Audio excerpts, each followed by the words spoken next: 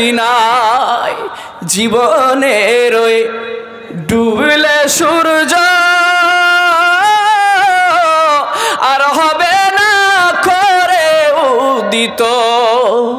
আরে আপন আপন করো যাদের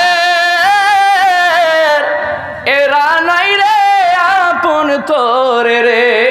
ভাই আমি আমার ছেলে আমি আমার মেয়ে করে পাগল কিনা আমরা পৃথিবীতে? একটু ছাড়া দেন না, আমরা ছেলে মেয়ে করে পাগল কিনা? আল্লাহ আল্লাহ আল্লাহ, যখন আমরা কবরে চলে যাব না, আপনি ছেলের জন্য এসি বানিয়েছেন, ছেলের জন্য অট্টালিকা বানিয়েছেন, গাড়ি বানিয়েছেন, বাড়ি বানিয়েছেন। আপনি যখন কবরে যাবেন, আমার মা বোনেরা ভাইরা আমার বাবাজিরা খুব মনোযোগ সহকারে কথাগুলি শ্রবণ করেন। যখন আমি আপনি কবরে যাব, আমি আমার সন্তানের জন্য অট্টালিকা বানিয়েছি, বড় বাড়ি বানিয়েছি, গাড়ি বানিয়েছি। ছেলে একটুও যাবে না আমার কাছে যে আমার আব্বা আমার জন্য আমার মা কষ্ট করেছে, একটু মায়ের কবরে গিয়ে দোয়া করি। এই জন্য কবি বলছেন, ও মন ভোলা রে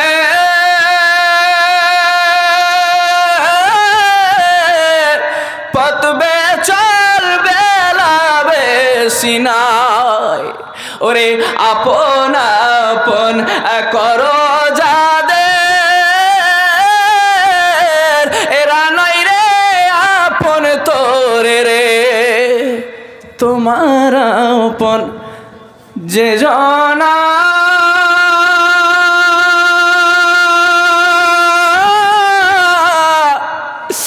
মদিনাতে শুয়ে রে কাঁদে, ওরে মদিনাতে শুয়ে রে কাঁদে, ও মন বোঝো না ও মন সময় থাকতে করো সাধনা। ও মন ভোলা রে সময় থাকতে করো সাধনা। বাবা, আমরা যদি আমাদের জীবন থাকাকালীনে আমরা যদি আখিরাতের কিছু না গুছিয়ে নিই, আমাদের জন্য কবরে ছাড় পাওয়ার সম্ভব আছে বলেন? আমাদের সম্ভব নয়। যাই হোক, পিল ওয়ালিদাইনি ইহসানা, তোমরা তোমাদের মা এবং বাবাকে সম্মান করো। আজকের যুগসন্ধিক্ষণের ওপরে দেখা যায়, যদি আপনি দাঁড়ান, অনেক সময় আমি আমার নিজের অহমিকা প্রকাশ করছি না, গর্ব করছি না, আপনাদের দোয়াতে শুধু আমি এখানে তো মেহমান হিসাবে এসেছি। আল্লাহ পাক জেলার বিভিন্ন প্রান্তরে নিয়ে যায়, সেখানে অনেক মানুষ আফসোস করে বলে, হুজুর একটু দোয়া করেন না, আমার ছেলে আমাকে দেখে না। বয়স্ক মানুষ, তিনি বলেন আমার ছেলে আমাকে দেখে না। তো একটা আফসোস, আমার মা, কলিজার মা আমাকে আপনাকে কত স্নেহ দিয়ে ভালোবেসেছে, সেই মাকে যখন আমরা বড় হই আমরা ভুলে যাই। কি কষ্ট। আল্লাহ রসুল পাক সাল্লাল্লাহু আলাইহি ওয়াসাল্লাম বললেন, নূর নবী রহমাতুল্লিল আলামিন নবী আমারে জানালেন, হে আমার উম্মত উম্মতিরা রে, তোমরা শ্রবণ করো, তোমাদের মায়ের অন্তরে যদি যারা পরিমাণ কষ্ট দাও, তোমাদের মা জননীর অন্তরে যদি যারা পরিমাণ কষ্ট দাও, মা যদি শব্দটি করে, আল্লাহ রসুল বলছেন তোমার আমল সব বরবাদ। আল্লাহ আল্লাহ, যখন মায়ের শানগুলি কিতাবের মধ্যে, কোরআনুল কারীমের মধ্যে, হাদিসে পাকের মধ্যে চোখ দিয়ে আমরা আল্লাহ পাকের আপনাদের দোয়ায়, আল্লাহ পাক, আমি এখন স্টুডেন্ট হিসাবে আছি বাংলাদেশে, রানিং আমি পড়াশোনা করি। আমি বাড়ি যাচ্ছিলাম হুজুরের কাছে, হুজুরের একটু সাক্ষাতের জন্য হুজুরের কাছে এসেছি। এখন আমি বাংলাদেশেই রানিং আছি, দিনাজপুর জেলা। তো আমরা বিদেশে থাকি, তো কষ্টটা বুঝতে পারি যে মাকে দূরে রাখা কত দুঃখ, কত কষ্ট। তো এইগুলো আমাদের অত্যন্ত কষ্ট অনুভব হয়, অনেক দূরে আছে এই জন্য। যারা আপনারা কাছে আছেন আপনাদের কিছু মনে হবে না। আমার বাবারা, আমার ভাইরা, আমার যুবক ভাইরা, একবার যদি মা হারিয়ে যায়, জিন্দেগিতে মা পাবে না যুবক। যদি বউ হারিয়ে যায়, বউ মারা যায়, মরার আগ দিন পর্যন্ত তুমি বউ পাবে। কিন্তু একবার যদি তোমার পিতা চক্ষু বন্ধ করে দেয়, আর তুমি মাকেও পাবে না, বাবাকেও পাবে না। এই জন্য রাসূল করিম সাল্লাল্লাহু তাআলা আলাইহি ওয়াসাল্লাম বললেন, হে আমার উম্মতিরা তোমরা শ্রবণ করো, হে পৃথিবীর মানুষেরা রে তোমরা শ্রবণ করে নাও, আমি রাসূলুল্লাহ তোমাদের জানিয়ে দিলাম তোমরা তোমাদের মা জননীকে কষ্ট দেবে না। নবী আমার সারা বিশ্বকে, ওয়ার্ল্ড কসমস সমস্ত বিশ্ব ব্রহ্মাণ্ডকে জানিয়ে দিলেন, হে আমার উম্মতি তোমরা তোমাদের মাকে যদি কষ্ট দাও তোমাদের আমলনামাগুলি বারগাহে লাইহিতে কবুলযোগ্য হবে না। রাসূল পাক সাল্লাল্লাহু তাআলা আলাইহি ওয়াসাল্লাম বললেন, তুমি যখন মায়ের সঙ্গে কথা বলবে নম্র মেজাজে, ঠান্ডা মেজাজে মায়ের সঙ্গে কথা বলো। রাসূল পাক সাল্লাল্লাহু তাআলা আলাইহি ওয়াসাল্লাম বলে দিলেন, হে পৃথিবীর মানুষেরা রে তোমরা শ্রবণ করো, সারা রাত্রি যদি জেগে জেগে তাহাজ্জুদের নামাজ পড়ো, আওয়াবিনের নামাজ পড়ো, কোরআনে কারীম তিলাওয়াত করো, নবী আমার নূর নবী জানিয়ে দিলেন তোমাদের আমলনামাগুলি যদি তোমার মা জননীকে কষ্ট দাও, যদি তোমার মাকে কষ্ট দাও, তোমার কোরআন তেলাওয়াত, তোমার তাহাজ্জুদের নামাজ বারগাহে লাইহিতে কবুল হবে না। কারণ যে জিনিসটা তোমাকে কবুল করাবে ওই জিনিসটাকে তুমি কেটে দিয়েছো।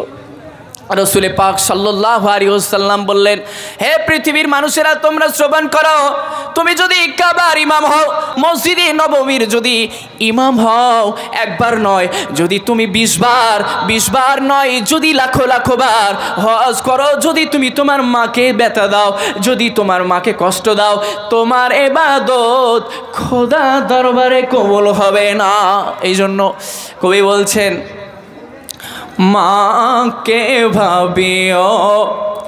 রাসূল পাক সাল্লাল্লাহু তাআলা আলাইহি ওয়াসাল্লাম আমাদের উদ্দেশ্য করে বললেন, বাবাকে ভাবিও কাওয়া তুমি, আর মাকে ভাবিও মদিনা। রাসূল অন্তরের ব্যথা নিয়ে বলছেন, আমার উম্মত রে, আমি তো মায়ের সেবা করতে পারিনি, আমি তো আমার আব্বার সেবা করতে পারিনি, আমি পেটে থাকাকালীনই আমার আব্বা চিরবিদায় নিয়েছে, আমার মাকেও আমার সুযোগ হয়নি। এই জন্য তিনি উম্মতদেরকে লক্ষ্য করে বলছেন, উম্মত পিতাকে ভাবিও কাবা তুমি, আর মাকে ভাবিও মদিনা। সেবিতে পারি না, সেবিতে পারি না, সেবিও আমার উম্মত, পিতাকে ভাবিও কাবা তুমি, আর মাকে ভাবিও মদিনা। রাসূল পাক সাল্লাল্লাহু তাআলা আলাইহি ওয়াসাল্লাম, যুবক, হ্যাঁ যুবতীরা তোমরা কলিজায় হাত দিয়ে চিন্তা করো, আমি আপনি কোন পরিস্থিতির উপরে আছি, কোন জায়গায় আছি, বিবেক প্রশ্ন করে বলে দেবে।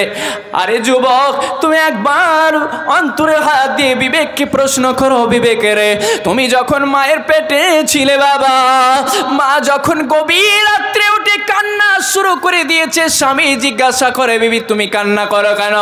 আমার আপনার মা গর্ভধারিণী মা বলে, স্বামী আমার এত পেটে যন্ত্রণা সহ্য হয় না, আমার ঘুম হয় না। ওরে যুবক, যে মা তোমাকে পৃথিবীতে নিয়ে আসার জন্য রে বাবা সারা রাত্রি দাঁড়িয়ে দাঁড়িয়ে রাত্রি অতিবাহিত করেছে, ওই মাকে যখন তুমি কথা বলো দারোগার মতো, তুমি যত ইবাদত করো, যত রোজা করবে, রাসূল করিম সাল্লাল্লাহু তাআলা আলাইহি ওয়াসাল্লাম বললেন, এই যুবকরা রে তোমরা শ্রবণ করো, তোমাদের ইবাদত বারগাহে লিখিতে কবুল হবে না। আমি টাইম খুব শর্ট, এই জন্য আমি আপনাদেরকে বলছি বাবা, আমার যুবক ভাইরা, তোমরা একটিবার বিবেককে প্রশ্ন করো, তুমি যখন গর্ভে ছিলে, একটিবার তুমি যখন পৃথিবীতে ভ্রমণ করেছো, তুমি যখন পৃথিবীতে আগমন করেছো, গভীর রাত্রে কনকনে শীতের ঠান্ডার সময় বুকে মা নিয়ে ঘুমে গেছে, প্রসাব করে দিয়েছে, পায়খানা করে দিয়েছে, তবু কিন্তু আমার আপনার মা ঘৃণা বোধ করেনি, মা ফেলে দেয়নি। মা কাপড়টাকে পরিষ্কার করে দিয়ে মা ভাবছে যদি কলিজার মানিককে আমি পাশে রেখে ঠান্ডা রাখবে। মা পরিষ্কার করে দিয়ে আপনার মা ডান দিকে নিয়েছে। আবারও মা ঘুম ভেঙে দেখলেন কলিজার মানিক আবারও পায়খানা করে দিয়েছে। মা আমার আপনার দরদি মা জননী মা, তিনি আবারও পরিষ্কার করে দিয়ে বাম দিকে নিয়েছে। এইভাবে সারা রাত্রি অতিবাহিত করেছে। হে যুবক, তুমি স্ত্রী পেয়েছো, টাকা পেয়েছো, গাড়ি পেয়েছো, তুমি মাকে ভুলে গেছো। আহ কি আফসোস। শ্বশুর যখন আসে, শাশুড়ি যখন আসে, ভিআইপি ধরনের খাদ্য, ভিআইপি ধরনের খাওয়া, ভিআইপি ধরনের খানা, ঠান্ডার সময় ভিআইপি ধরনের সোয়েটার, ভিআইপি ধরনের জামা, নানান রকম কোয়ালিফিকেশন। কিন্তু মা জনম দক্ষিণী মা, যে মা একবার হারিয়ে গেলে আর পাওয়া যাবে না। ওরে আমার যুবক ভাইরা, একটিবার বিবেককে চক্ষু বন্ধ করে দাও ভাই, জানালা বন্ধ করে দাও, দরজা বন্ধ করে দাও, লাইটটা অফ করে দিয়ে বিবেককে প্রশ্ন করো, বিবেক মা আমার জন্য যেটুকু করেছে আমি কি মার জন্য একটি ভাগ করতে পারি কিনা? বিবেক আপনাকে উত্তর দিয়ে দিবে, আপনি অ্যানসার পেয়ে যাবেন বা উত্তর পেয়ে যাবেন। যাই হোক আমার ভাইরা, আমার বাবারা, যে কথাটি বলছিলাম, রাসূল পাক সাল্লাল্লাহু তাআলা আলাইহি সাল্লাম বললেন, আজকে পৃথিবীতে যেটি দেখা যায়, আমরা যখন স্ত্রী নিয়ে আসি, স্ত্রী যে কথাটি বলল, তোমার মা আমাকে এইরকম কথা বলেছে, স্ত্রীর কথা শুনে মায়ের সঙ্গে গরমভাবে ব্যবহার করেছি। আল্লাহ রাসূল বললেন, হে আমার উম্মতিরা সাবধান, আমি রাসূল তোমাদেরকে জানিয়ে দিয়েছি, মায়ের সঙ্গে তোমরা উঁচু আওয়াজে কথা বলবে না। আল্লাহুম্মা সাল্লি سيدنا مولانا محمد সাল্লাল্লাহু তাআলা আলাইহি ওয়াসাল্লাম। রাসূল পাক নূর নবী সাল্লাল্লাহু তাআলা আলাইহি ওয়াসাল্লাম বলছেন, আমার ভাইরা, আমার বাবারা, জিনাদের মা বাবা পৃথিবীতে বেঁচে আছে, বাবারা রে, আপনাদেরকে একটি কথা বলি, পৃথিবীতে থাকাকালীন সময় থাকতে মূল্য দিন, সময় চলে গেলে পাবে না। এই জন্য আমি প্রথমে যে নাত শরীফটা পেশ করছিলাম, গজল বলছিলাম, ওমন পথিক রে সময় থাকতে করো সাধনা, ওমন ভোলা রে পদবে চল বেলা বেশি নাই। আল্লাহ কবি বলছেন, এই জন্য তো আমি বারবার রাসূলে পাক আমার কোরআনে কারিমে আমার আল্লাহ পাক ঘোষণা করে দিলেন, তোমরা যারা কোরআন কারিম শিখেছ, হাদিসে পাক শিখেছ, যারা কোরআনের জ্ঞান অর্জন করেছ, যারা জ্ঞান অর্জন করেনি এরা তোমাদের দ্বারে আসবে না, ওদের দ্বারে তোমাদেরকে যেতে হবে। এই জন্যই তো আলেম ওলামা, জিনারা মুফতি কেরাম আপনাদেরকে রাত্রি জেগে জেগে, কেউ বা 12টা, কেউ বা 1টা, কেউ বা 2টো, কেউ বা 4টে, সারা রাত্রি ধরে আপনাদেরকে কোরআন ও হাদিসের কথা শ্রবণ করাচ্ছে। এই জন্য কারণ আমার আল্লাহ পাক অর্ডার দিয়েছে। আমি যে বিষয়ে ছিলাম, আমার যুবক ভাইয়েরা, আপনি যখন আপনার শাশুড়ি আসছে মহব্বতের সঙ্গে ভিআইপি ধরনের খাবার নিয়ে আসছেন, ভিআইপি ধরনের খাবার নিয়ে এসে শাশুড়িকে বারবার জিজ্ঞাসা করছেন, আম্মা জান আপনি এটা নেবেন কি না? আহ কি আফসোস, আমার বয়স্ক মা পাশে বসে আছে, মাকে একটিবার জিজ্ঞাসা করলাম না, মা আপনার কি এই মাছটা খেতে ভালো লাগে, আমি কি দিব আপনাকে, কি এই মাছটা দিব, এই মিষ্টিটা কি দিব, একবার জিজ্ঞাসা করলাম না। আফসোস যুবক, তোমার উপরে খোদার লানত, রাসূলের তোমার উপরে রাসূল নারাজ থাকবেন, কারণ তুমি যে ক্যারেক্টার করছো। আল্লাহ যুবক, একটিবার বিবেককে প্রশ্ন করো, বন্ধুর সঙ্গে রাত্রে অতিবাহিত করছো, কেউ বা 12টা, কেউ বা 11টা, কেউ বা 10টা, যখন তুমি রাত্রে অতিবাহিত করছো তুমি খুশিতে বন্ধুর সঙ্গে তুমি অতিবাহিত করেছো, কিন্তু মা চিন্তায় চিন্তিত হয়ে ব্যস্ত হয়ে আছে। কলিজার মানিক কোথায় গেল, কলিজার মানিক কোথায় আছে, মানিকের কি কোনো অসুবিধা হয়নি? মা দরজার কাছে দাঁড়িয়ে আছে, কখন আমার মানিক আসবে, কলিজার মানিক আসবে, মানিককে আমি একটু খাওয়াবো, মানিককে একটু আমি পান করাবো।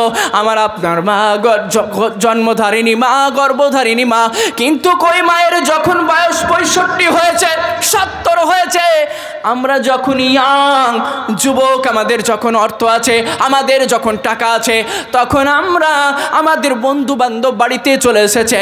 আমার মা আমার জিজ্ঞাসা করেছে, বাবা ও আমার কলিজার মানিক, এটা কে বাবা?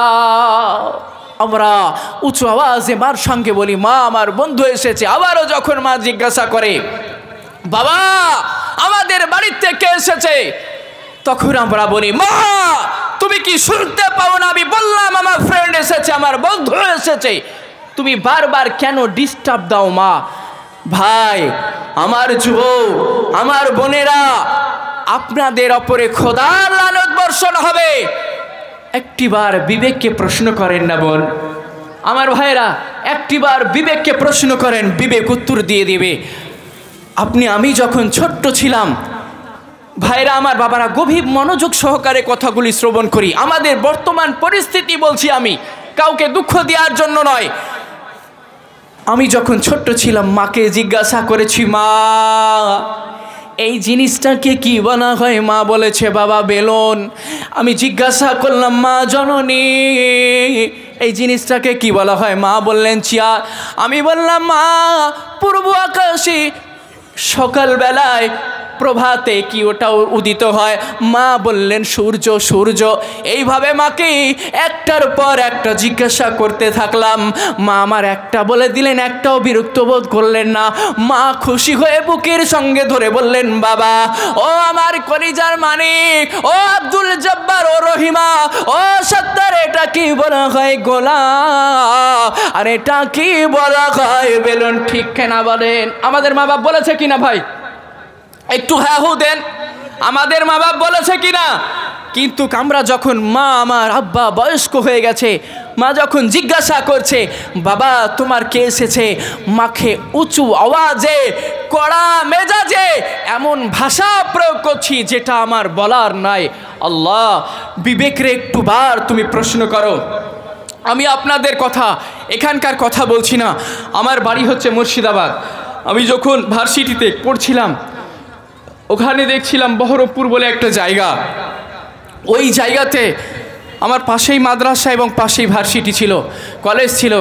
আমি কলেজে একদিকে পলিটিক্যাল সায়েন্স অনার্স করতাম, একদিকে মাদ্রাসায় পড়তাম।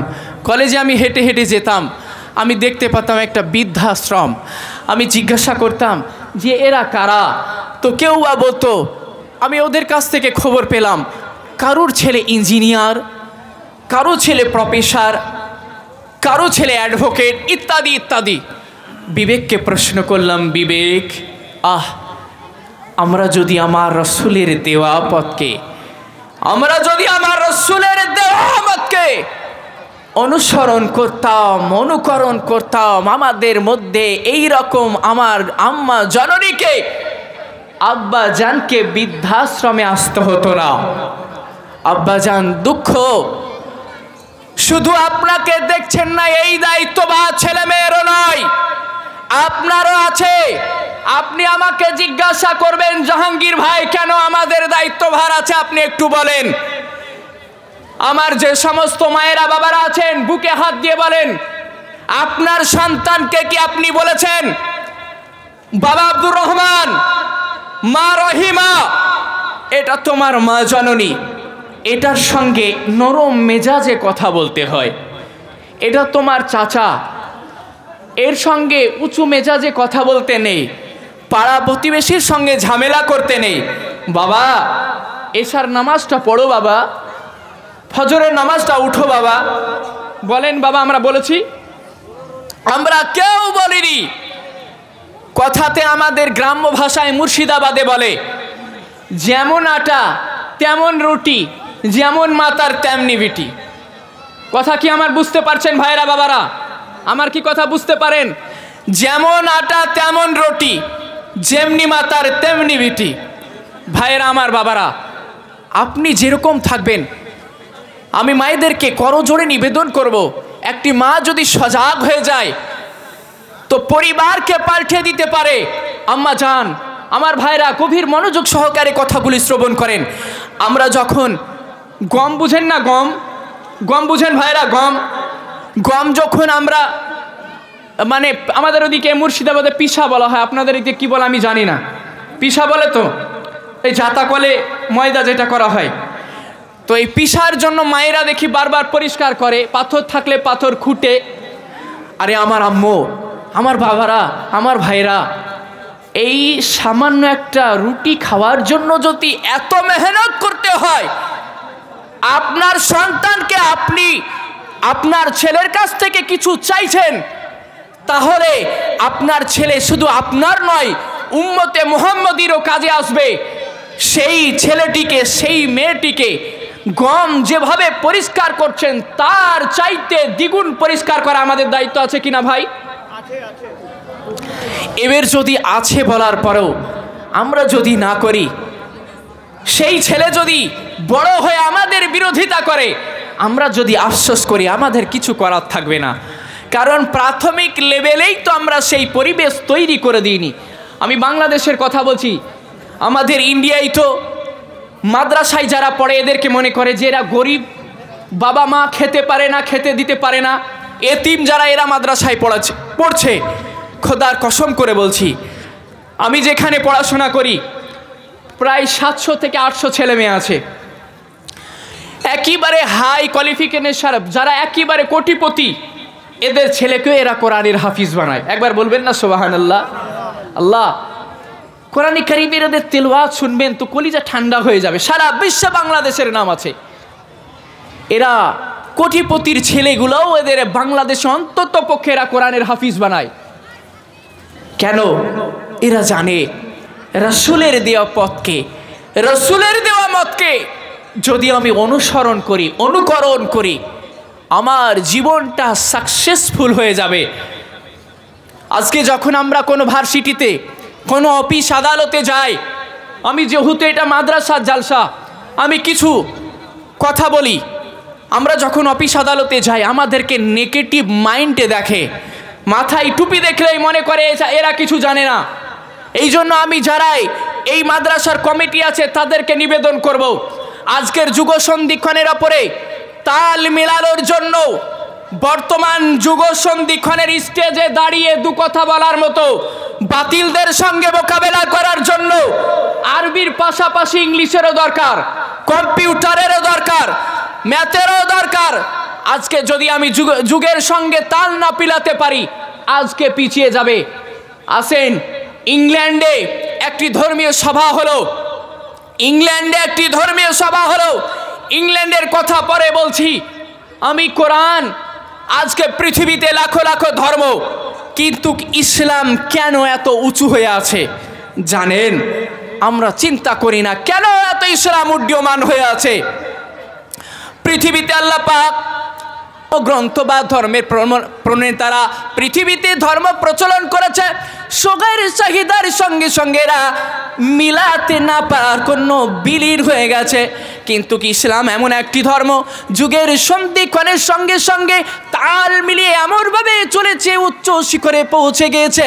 কখনো বা বাগদাদের সারজমিনে, কখনো বা দিল্লির সারজমিনে আমার আল্লাহ পাক এমনভাবে ট্রান্সফরমার বসিয়েছে, এরা আমার বান্দারা, তোদের কোনো বিদ্যুতের অভাব হবে না। ঠিক কিনা বলেন? আপনি বলবেন গাউসে, আপনি বলবেন বাগদাদে আবার কেমন করে ট্রান্সফরমার বসানো হলো, দিল্লিতে বা কেমন ভাবে ট্রান্সফরমার বসানো হলো। বাবা একটু আসেন, গভীর মনোযোগ করে শ্রবণ করো। রাসূল পাক সাল্লাল্লাহু তাআলা আলাইহি ওয়াসাল্লাম কোরআনের বাণী আমার আল্লাহর কাছ থেকে ডাইরেক্ট পেলেন, রাসূলের কাছ থেকে সাহাবারাই পেলেন, তাবেইন পেলেন। এইভাবে নবী আমার সারা পৃথিবীতে ইসলামের বাণী পৌঁছে দিলেন। যেখানে পৌঁছায়নি নবী আমার ব্যবস্থা করে দিলেন। আমার বান্দার কাছে জানে আমি আল্লাহ, আল্লাহ শব্দটি এদের কাছে পৌঁছায়। নবী আমার দেখলেন যেখানে এখনো ইসলামের পতাকা উড্ডীয়মান হয়নি, এখনো পতাকা জ্বলেনি, সেখানে নবী আমার ব্যবস্থা করে দিলেন। কখনো বা গাউসে সামদানি, কখনো বা দিল্লির সরজমিনে, কখনো বা বাংলার সরজমিনে লালের পীর ও মুর্শিদ, যার নাম আপনাদের কাছে পীরে বাঙ্গাল, পিরানে পীর বলে হুজুর এখানে, পিরানে পীর যাকে বলা হয় কিতাবের ভাষায়, যাকে সিরাজউদ্দিন উসমান আধুই রহমাতুল্লাহ আলাইহি বলা হয়, যার কিতাব না পড়লে আমরা আলিম হব না। হুজুর ঠিক কিনা? যার কিতাব না পড়লে আমরা আলিম হব না। তিনি আল্লাহ পাক রাসূল ব্যবস্থা করে দিলেন, এ সিরাজউদ্দিন আখি পাক, তুমি ইসলামের পতাকা নিয়ে চলে যাও মালদার সরজমিনে, কখনো বা ইয়ামেন থেকে বাংলাদেশের সরজমিনে, সিলেটে রহমাতুল্লাহ আলাইহি, সিলেটে হযরতে ইয়ামেন শাহজালাল ইয়ামিনী রহমাতুল্লাহ আলাইহি আমার রাসূল প্রেরণ করে দিলেন। আমার রাসূল বলে দিলেন, এ আমার আশিকেরা, আমার উম্মত উম্মতির কাছে যেন ইসলামের দাওয়াত পৌঁছে যায়, কালেমার দাওয়াত পৌঁছে যায়। আজকে আপনি বলবেন, ভাই মোবাইল দেখেছেন কি না? মোবাইল আমাদের সবারই কাছে আছে। এর আগে আমরা দেখেছি কিনা ছোট সুইজারা, এখন আপনি দেখছেন বিনা সুইজে হাত দিলেই হয়ে যাচ্ছে। কিন্তু রাসূল পাক কেমন ভাবে ব্যবস্থা করে দিলেন, যুগের চাহিদা অনুযায়ী যেমন ভাবে দরকার, আমার আল্লাহ পাক যুগের চাহিদা অনুযায়ী যখন যেভাবে প্রয়োজন হয়েছে, কোরআনের আমার আল্লাহ পাক সংস্কার করে তিনাদের বান্দার কাছে পৌঁছে দিয়েছে। চিৎকার করে বলা যাবে না একবার সুবহানাল্লাহ? আল্লাহুম্মা সাল্লি আলা সাইয়্যিদিনা মাওলানা মুহাম্মদ, আমার প্রাণের দয়ার নবী, আমার প্রাণের মায়ার নবী, দাও না কেন দেখা আপনা ছেড়ে আর কত কাল নবী থাকবো গো একা, আমার প্রাণের দয়ার নবী, আমার প্রাণের মায়ার নবী, দাও না কেন দেখা আপনার ছেড়ে আর কত কাল থাকবো নবী গো একা। আল্লাহুম্মা সাল্লি আলা সাইয়্যিদিনা মাওলানা মুহাম্মদ সাল্লাল্লাহু তাআলা আলাইহি ওয়াসাল্লাম। যে কথাটা বলছিলাম, মায়ের আব্বার শানের কথা বলছিলাম, আমি জিজ্ঞাসা করলাম এরা কারা? এরা বললেন এরা প্রফেসরের মা, এরা অ্যাডভোকেটের মা, এরা আছে বৃদ্ধাশ্রমে। আল্লাহ অবাক যায়, আমরা বিবেকের ওপরে অবাক যাই, কুরবান যাই। আল্লাহ বিবেকে একটুবার প্রশ্ন করেন। আমি আমার মায়েদেরকে লক্ষ্য করে বলছি, আমার আপনার সন্তান যদি একদিন স্কুল না গিয়েছে, সন্তানকে প্রহার করেছি। আমার সন্তান যদি একদিন টিউশন না গিয়েছে, প্রাইভেট না গিয়েছে, সন্তানকে প্রহার করেছি। মা কলিজায় হাত দিয়ে বলেন তো, আপনার সন্তান যদি একদিন কোরআন তেলাওয়াত না করেছে, আমরা মেরেছি? বাবারা, আমার ভাইরা, আমরা কি মেরেছি? না। আমার সন্তান যদি ফজরের নামাজ কামাই করেছে, আমরা কেউ ধমক দিয়েছি? আমার সন্তান যদি একটা অঙ্ক না করেছে, একটা পড়া মুখস্থ না করেছে, সন্তানকে প্রহার করেছি। আপনি কি বলেছেন, বাবা সকালে উঠে সূরা ইয়াসিনটা একবার পড়ো বাবা? বলেছি ভাই। সূরা মুলুকটা একবার পড়ো ভাই? বলেছি। আরে আপনি বলছেন এটা করেননি, ওটা করেননি, আপনি বলছেন আমি টাকাও দিব না, ফ্রিতে মাল নিব। ভালো পাবেন কি না? ভালো পাওয়া সম্ভব? এখন যদি আপনি বলেন কাজু নিব 700 টাকা কেজি, ফ্রিতে আপনাকে দিবে? আপনি বলছেন আমার ছেলের কাছ থেকে, আমার সন্তানের কাছ থেকে আমি ব্যবহার ভালো নিব, কিন্তু আমি তোকে তারবিয়াত দিব না। আমরা তারবিয়াত, আপনি এখন বুঝতে পারছেন না আমরা কোন পরিস্থিতিতে আছি। আমি বক্তব্য দেওয়ার আগে কয়েকটা কথা বলি। আজকে ভারতবর্ষের পরিস্থিতির কথা বলছি। আমার বাবারা, আমার ভাইরা, আপনারা, আমি ইয়াং জেনারেশনকে সবচাইতে বেশি করে বলবো, তোমরা সজাগ হও। কারণ আমি যে কথাটি বলছি আর কোনো বক্তব্য বলবো না, ভারতবর্ষের পরিস্থিতি বলবো। কারণ আমি যে বিষয় নিয়ে অনার্স করছি সেটা হলো পলিটিক্যাল সায়েন্স, এবং পলিটিক্যাল সায়েন্স পড়ার কারণে ভারতবর্ষের কোথায় কোন আইনে কি আছে সেটা আমার সবচাইতে ভালো করে জানা আছে। এই জন্য আমি বলছি, রাসূলে পাকের হাদিসে মোবারক নবী আমার বললেন একটা যুদ্ধ হবে, মুসলমানদেরকে হিন্দুরা বাতিলেরা অত্যাচার করবে, লড়াই করবে, এদের মা বোনদের ইজ্জত নিবে। আমার পাশে যদি কোনো হিন্দু ভাই জায়গায় থাকে, আমি তাদের বিরোধী কথা বলছি না, বর্তমান ভারতের পরিস্থিতির কথা বলছি। আপনি দেখেন আদিনা মসজিদ জোরপূর্বক পুজো শুরু করে দিল। ইয়াং জেনারেশন ভাইরা, আপনারা খুব প্রিপারেশন নেন আমাদের বোনদের। আজকে আমরা পশ্চিম বাংলায় অনেক সুখে আছি, অন্য ইউপিতে যান, গুজরাটে যান, ইত্যাদি জায়গা দেখেন আমাদের মা বোনদের ইজ্জত নেওয়া হচ্ছে, আমরা কিচ্ছু করতে পারি না। রাসূল আমার বললেন কেন করবে জানেন? আমরা রাসূল বললেন, হে আমার উম্মতেরা, যখন তোমরা কোরআনকে ভুলে যাবে, আল্লাহ রসুলের হাদিসকে ভুলে যাবে, সাহাবায়ে কেরামের মহব্বত ভুলে যাবে, আউলিয়ায়ে কেরামের মহব্বত ভুলে যাবে, তখন তোমাদেরকে বাতিলেরা অ্যাটাক করবে, তোমাদের ওপরে আঘাত আনবে, তোমরা কিচ্ছু করতে পারবে না। ভাই আমরা পারছি? বাতিলেরা আমাদের মসজিদগুলি দখল করে নিচ্ছে, আমরা কোনো প্রতিবাদ করতে পারছি? আমরা যাই মুফতি সালমান আজহারিকে, উনার কোনো দোষ নেই, উনি হক কথা বললেন। আমাদেরকে যারা বলে বাতিল, আমরা বাতিল নয়, আমরা কুত্তা নই। যাই হোক, অনেক ভাষায় তিনি বললেন, ইনার একটাই কথা, হক কথা বলার জন্য ওনাকে অ্যারেস্ট করা হলো। আজকে আপনারা আমরা আরামে ঘুমাচ্ছি। ভারতবর্ষের পরিস্থিতি আপনি জানেন না, আজকে নয় আপনার পরবর্তী জেনারেশন ভয়ঙ্কর, আপনার মেয়ের ইজ্জত নিবে।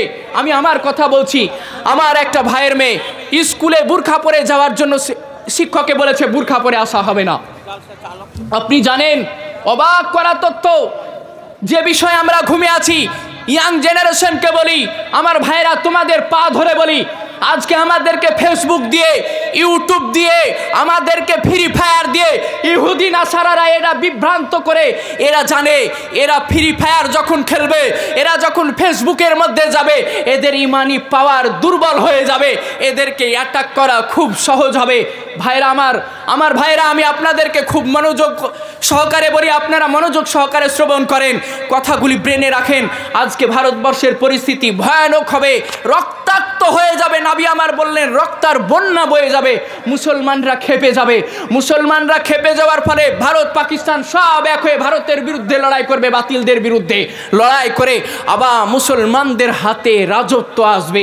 এই জন্য আমি আমার মায়েদেরকে বলবো, মা উমরে ফারুকের জন্ম দেন, ফারুক আজমের জন্ম দেন, হযরতে আলাউল হকের জন্ম দেন, আপনি ফারুক আজমের জন্ম দেন, উসমান গনির জন্ম দেন, আপনি সুলতান সালাউদ্দিন আইয়ুবীর মতো জন্ম দেন, যে যাদের কারণে আজকে ইসলামের ঝান্ডাকে এগিয়ে নিয়ে যাওয়া হয়েছে।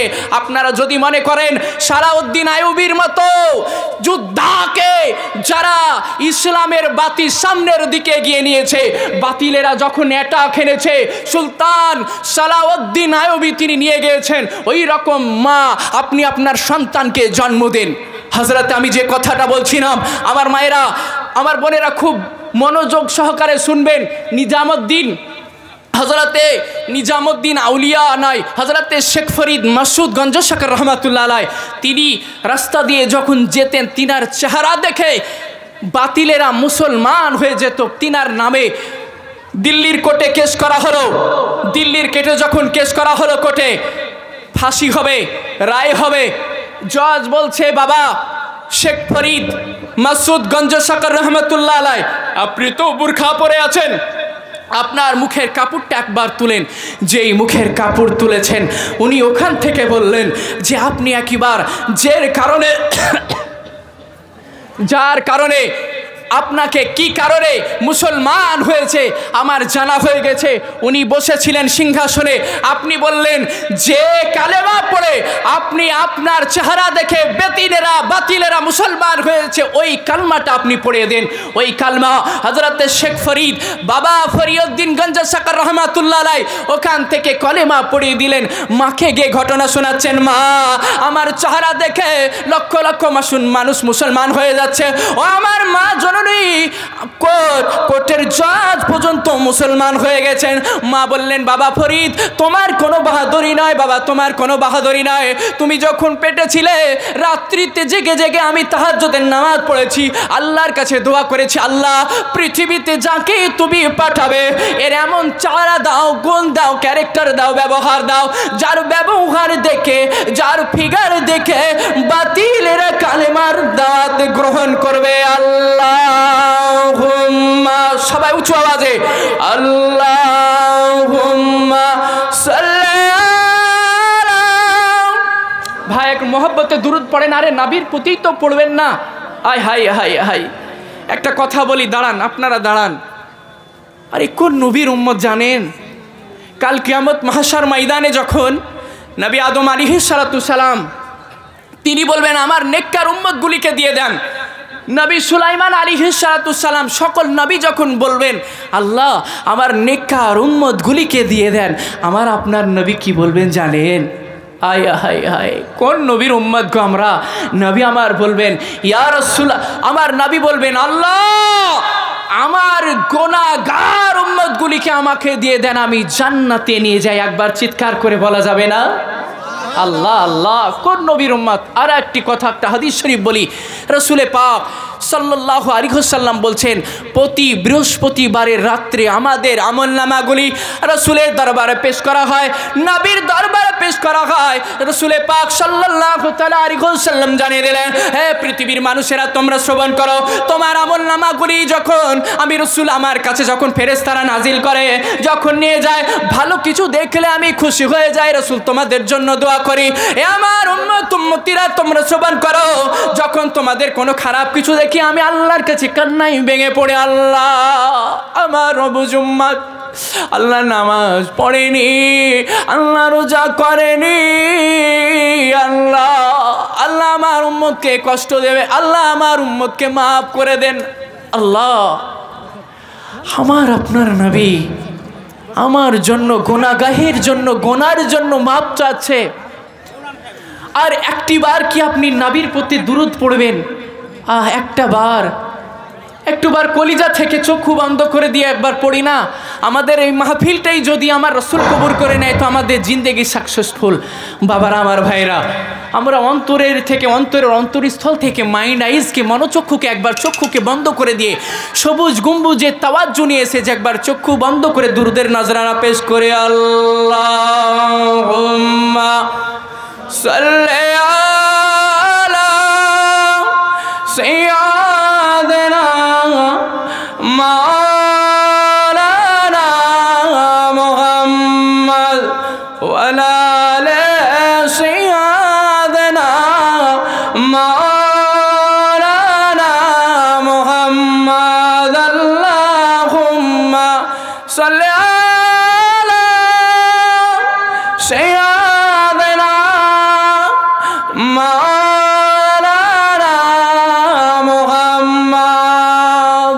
সাল্লাল্লাহু তাআলা আলাইহি ওয়াসাল্লাম। আল্লাহ হাদিস শরীফের মধ্যে পড়ছিলাম, আমরা যদি কেউ অন্তরে মৌমাছি, আল্লাহ আমি আমার কথা বাদ দিই, আরে উম্মত চিনিলাম না খো মায়ার নবীকে, হুজুর আমরা উম্মত হয়ে চিনলাম না কিন্তু মৌমাছি বলছেন আমার মধু কি করে মিষ্টি হয়। হাই হাই হাই, আরে উম্মত চিনিলাম না খো নূরের নবীকে, আরে উম্মত বুঝলাম না খো নূরের নবীকে, আরে প্রেমিক বিনে কে বুঝিবে। আল্লাহ সবার একটু গুনগুন করে বলি, আরে প্রেমিক বিনে কে বুঝিবে আমার মায়ার নবীর শান, আরে প্রেমিক ছাড়া কে জানিবে দরদি নবীর মান।